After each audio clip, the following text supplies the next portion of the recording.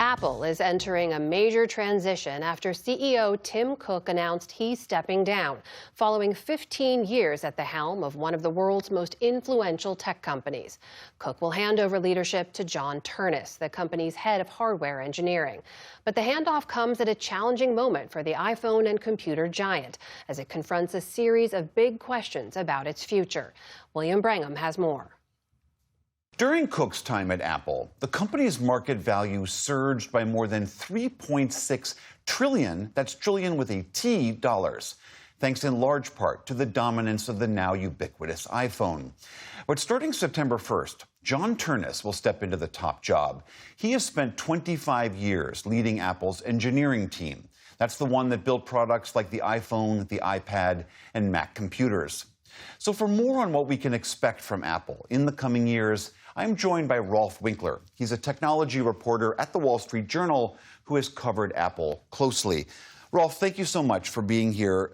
Before we get to the new boss, let's talk a little bit about Tim Cook's legacy. I mean, he took this job arguably handling what was probably the hardest succession gig in the tech industry, following in the footsteps of the revered visionary Steve Jobs. How did Tim Cook do?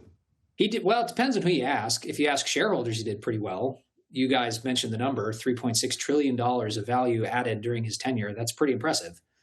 If you ask others who are looking for innovation, really, truly new products from Apple, they haven't shown us anything, certainly as game-changing as the iPhone in, certainly ever. It's hard, of course, hard to top that. And do we have a sense as to why he's stepping down now? And he's, I know, staying on as executive chairman. I take it that's to sort of smooth this transition? Yeah, he's going to, well, first off, why is he stepping down? He's 65 years old, so it's natural for them to be thinking about succession. And I think they've been thinking about it for a long time. Tim Cook, relative to some other CEOs, probably doesn't have as large an ego as some others, and he cares that Apple is handed off well and smoothly. And now's a good time. They're coming off an upgrade cycle. The iPhone 17 is very popular. So iPhone sales are good. Geopolitical issues for the moment have receded, the ones that impact Apple, tariffs, problems with China. So that's not a big problem. They've got what they say is a decent product roadmap. They're probably referring to things like the foldable iPhone that's coming up, smart glasses that will compete with what Meta is selling. There's a tabletop robot that they're going to work on that'll be powered by a new Siri. So you put all that together, and now's a decent time to be handing the reins to the next guy. And the next guy, John Ternus, is the longtime engineering chief at Apple. Was he the obvious heir apparent? And do you have a sense as to how he might steer the company? He led hardware engineering. He makes a lot of sense as a candidate. There were some others that were interested. You think about what hardware engineering is for this company.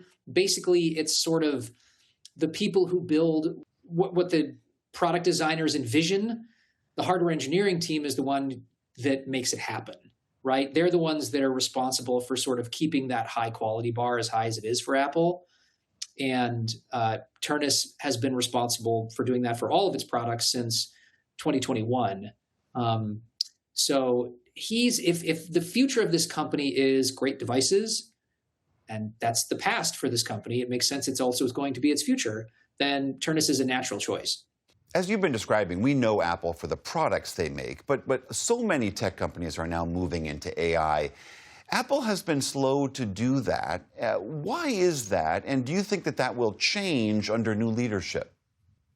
I think it has to change under new leadership because Apple has always led when it comes to the next computing paradigm, whether it was phones or computers before that. AI is the next shift, and they're not there. One reason is because they don't want to spend the money to be there. These companies are spending hundreds of billions of dollars building large language models. Apple's not going to spend that. It prefers buybacks and protecting the bottom line for shareholders. The other reason that they're struggling there is because they care about privacy, which means they're not using that huge advantage they have, which is all the data on your phone, to build useful AI models. Now, I think they've got religion on this now, and they're going to try to turn the page and figure out a way to turn their devices into great AI. But, they really got to move quickly. All right, that is Rolfe Winkler of the Wall Street Journal. Thank you so much. Thanks for having me.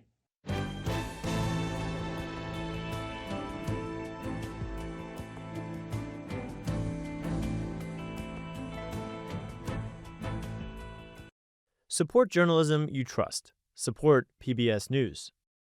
Donate now, or even better, start a monthly contribution today.